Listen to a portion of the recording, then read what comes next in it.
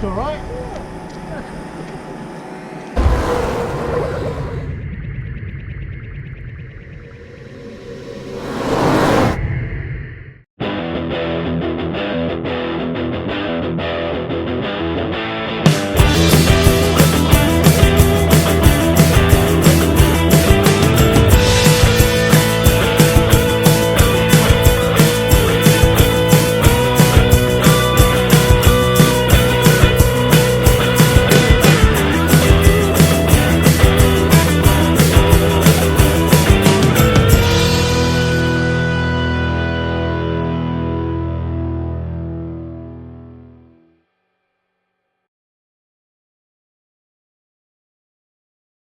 It's Will from Practical Performance Car here, and we're here with Steve Cowling to talk about his MG Midget Turbo drag car.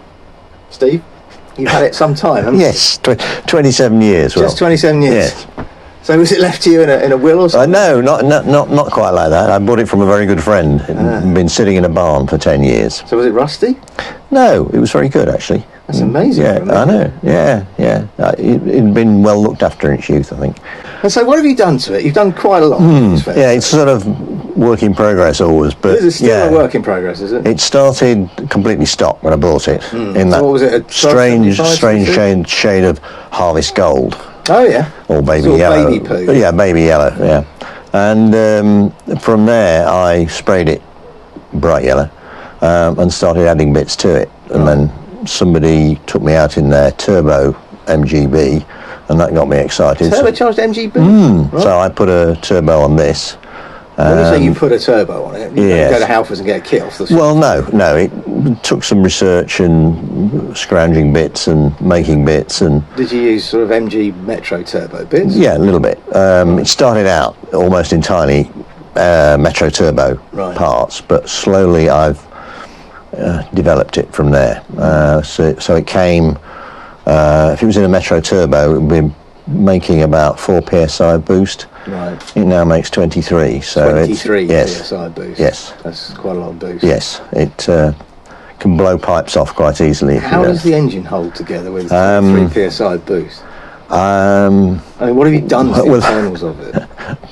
Prayer and supplication.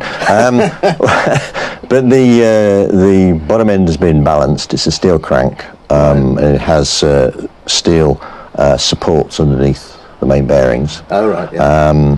Polish rods, forged pistons. So standard rods, just polished. Yeah. Right. Yeah. I modified the timing so that it runs a little retarded, it runs a little rich, and I keep the inlet temperatures down. And of course, you're not thrashing it up a hill climb or around a circuit. No, it wouldn't take that. It would do that to the pistons. Yeah, that's not very good, is it? Not good. No, they don't come in 2 parts. They don't go through the emissions test when they. No, they don't.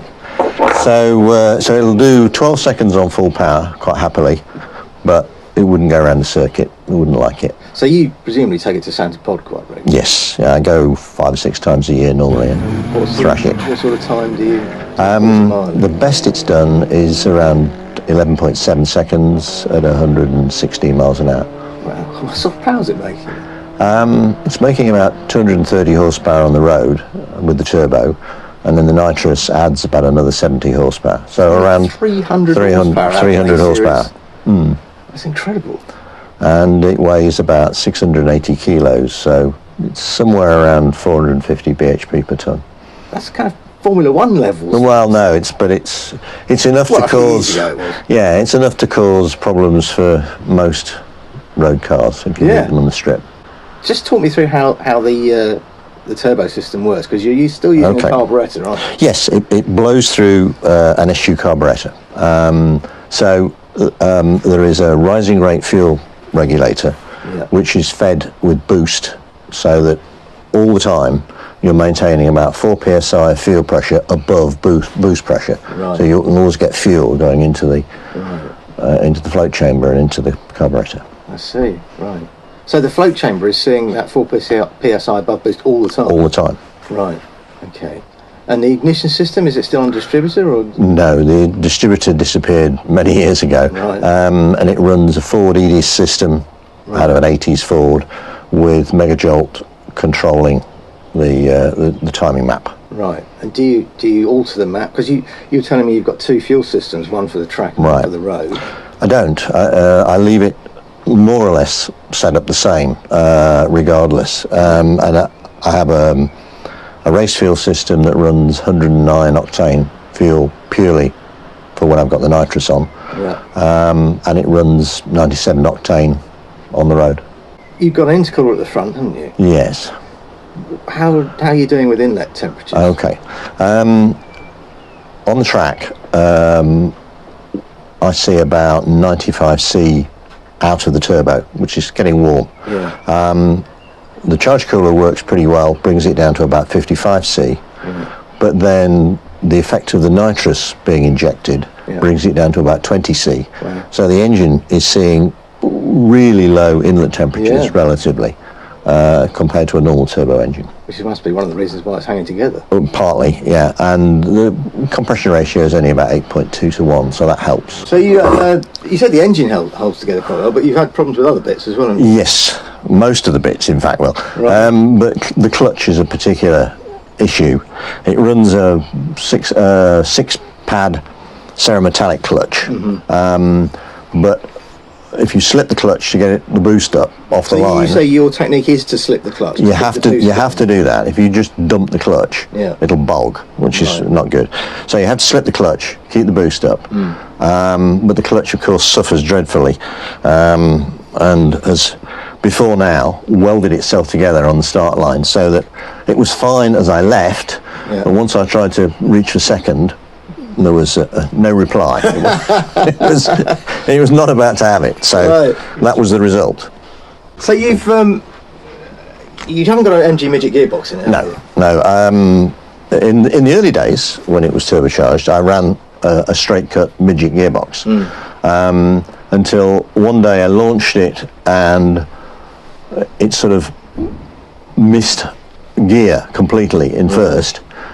I stuck it in second and continued, and it was fine, and drove it home.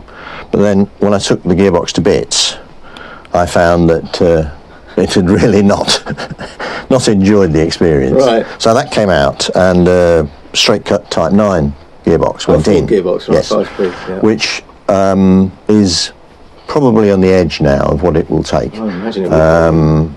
It's about 260 foot-pounds of torque max, and that's that causes it to get a failure about every 3 seasons, needs a rebuild. And the back axle? The back axle is a forward English axle. So an Escort type axle? Like a Mark II Escort, yeah. And it's got Atlas or big Capri half shafts in it. Yeah, right. Which are more than adequate for even what I'm doing now.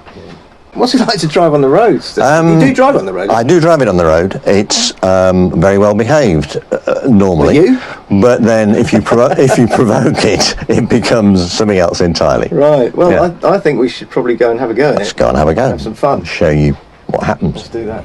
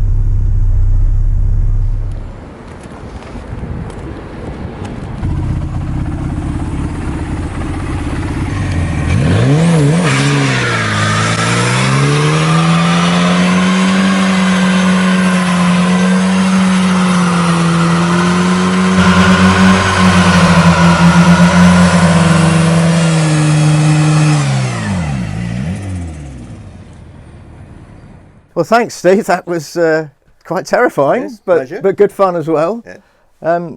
Don't grow up anytime soon, will No, you? I'll try not to. No. And if you've liked what we've done today, please like, subscribe, comment on the video, and if you really like what we've done, please have a look at our Patreon membership. It starts from only £2 a month, which is considerably less than a cup of coffee in most places these days, and it will get you extra behind the scenes footage, written articles, and extra in-depth features on, for instance, more details on something like Steve's car.